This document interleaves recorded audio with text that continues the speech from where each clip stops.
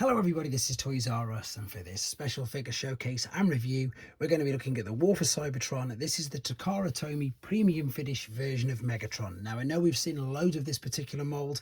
In fact, we've seen an abundance of this mould over the last few years, but I suppose the purpose of this video is A, to just see how much difference there is between this and the Netflix versions, and B, just to have a quick good old look at him, because as I say, the mould's been used so many times. It is a great figure, and indeed I just wanted to have a look at this. I've had this in a box for ages. It's time we got him out of the packaging and indeed had a look at him. So while I just move the others out of the way, I'd like to remind anybody who's not subscribed to the channel, if you'd like to hit that subscribe button for me now please, because it really will help me out.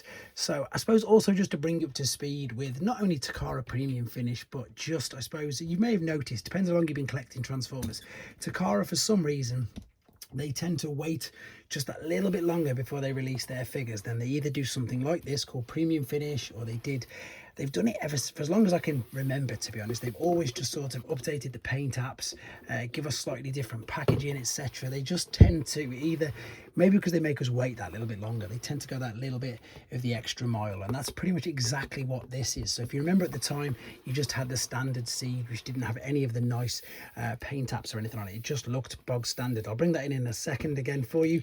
But what Takara did, as I say, is they gave us this particular version, which again, I'm hoping that you can sort of make out with the way that light's reflecting off it, etc., that it does have reflective bits on it.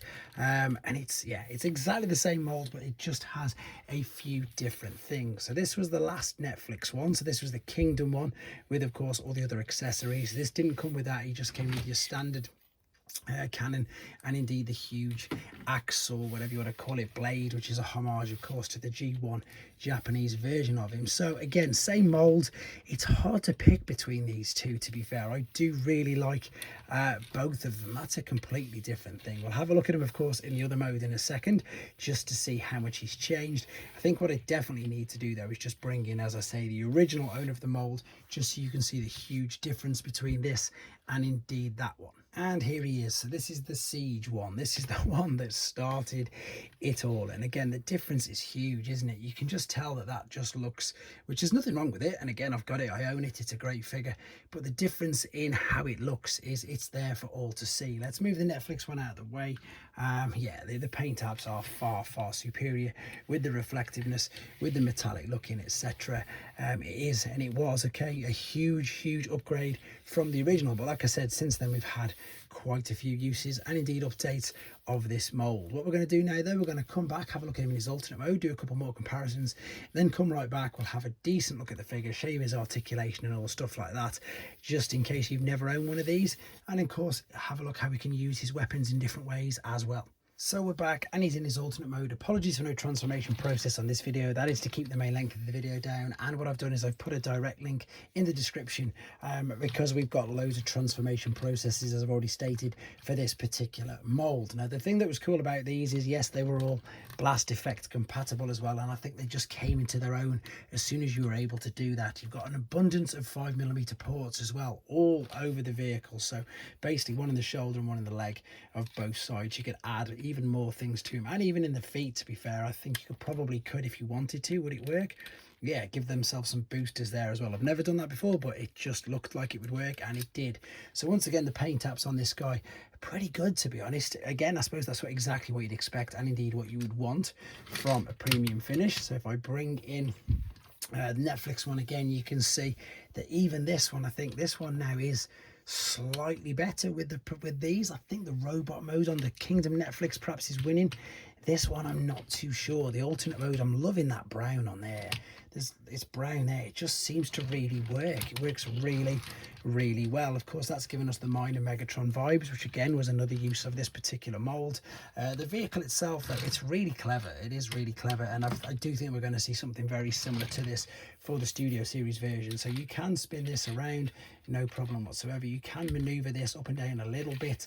The crazy thing is that is, of course, what they're using as the main gun, and then you can, I suppose, if you wanted to, just use the fusion cannon, which it isn't anywhere near as good, but I'm just showing you what you can do, because of course the choice is yours. And if you're new to my videos, you'll probably notice that I just spend a lot of time literally playing with them, messing around with them and having a bit of fun. Now, that doesn't look very good. You could sort of do it that way, and maybe if you wanted to, no, it won't go that way and attach into the back. It sort of can-ish. Nah, it doesn't work.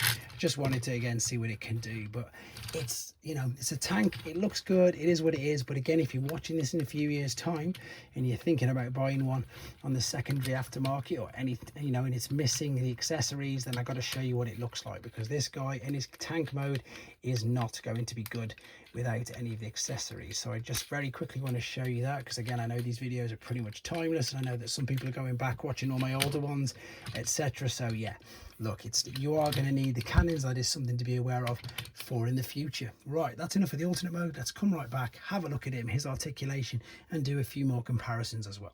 Okay, then we're back for the final time with him in his robot mode, and even though I've got multiple uses of this is still going to be the mode that I'm going to be displaying him in. And if for some reason you've still not seen this particular mold, this is what you need to know. The head sculpt is beautiful. It is so good. This is supposed to move, by the way, but I'm just showing you the head there. Lovely detail on it. It looks side to side, and it sort of goes up and down even without that bit moving there. It's very articulate, but it is a Voyager class size, so it's what you'd expect. The arms will give you the full T. You can go all the way around. They don't get restricted there. You can swivel at the bicep. You can flex at the bicep.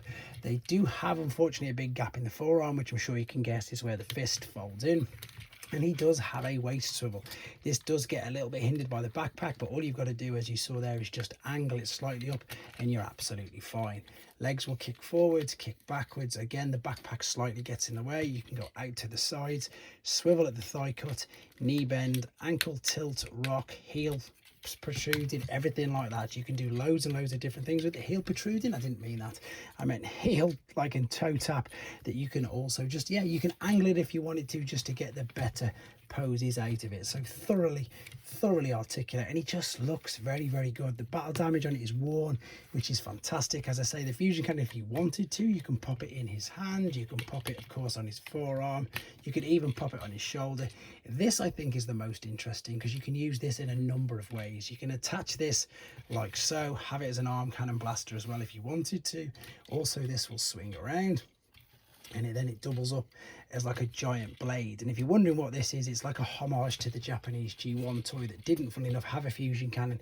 It had a huge sword like this, which again I've shown in other videos of this particular mold. That just looks great. Now when you see mine in a minute, it's just stuck on the shoulders, but that is because again I'm looking for keeping space down. So this part here, which we've already seen, is blast effect compatible, because that's what was at the front, but also the actual fusion cannon, as you would expect, is also blast effect compatible. So it's there's so many different ways and things that you can do with this. I just love the fact that it is that versatile. You can, of course, if you wanted to, you could combine it exactly like it is when it's in tank mode. So again, it's just fun.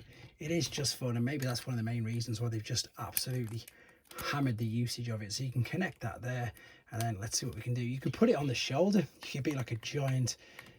You put that into the shoulder 5mm port there, lift up the arm here so it looks like he's sort of carrying it like a giant blaster as well. Will it hold? Maybe not. Maybe I'd have to turn that around so that would go in his hand, but you get the idea. You can just do crazy things with it, and it is quite a bit of fun, and it is sticking in there. So as I say, let me just give you another quick couple of other figures to give you an idea of scale and size. So this was your Earthrise one, so we scaled pretty good with him, to be fair. You scale better with that one, because that was of course the Siege, which again is great. And of course you can see now that he's nowhere near as big as your Commander class one. Very quickly as well, G1. I tend to use a lot of Optimus Primes purely because it does just give you, most people own an Optimus Prime. That also is Siege as well. That was the Nemesis Takara version. And then fully enough, just for some smaller figures, you can see that he does pretty much tower above them. Now very quickly, just a couple more uses. In fact, I'm pretty sure, correct me if I'm wrong guys, or at the time of making this video, that's the last use of the mold. Very crazy. The minor Megatron from, was it the Fractured Friendships pack? It might be, but this, I've got to confess, this is my favorite use of the mold, which is of course the cell shading one. There you go, loads to choose from. Hopefully this helped you with your decision whether you wanted to get this or not, or a different version of it. As I say, check out all the other versions of this particular mold that have been reviewed on this channel. Just type in Megatron into the search bar and I'm sure you'll find them all. Thanks for watching, guys. Take care.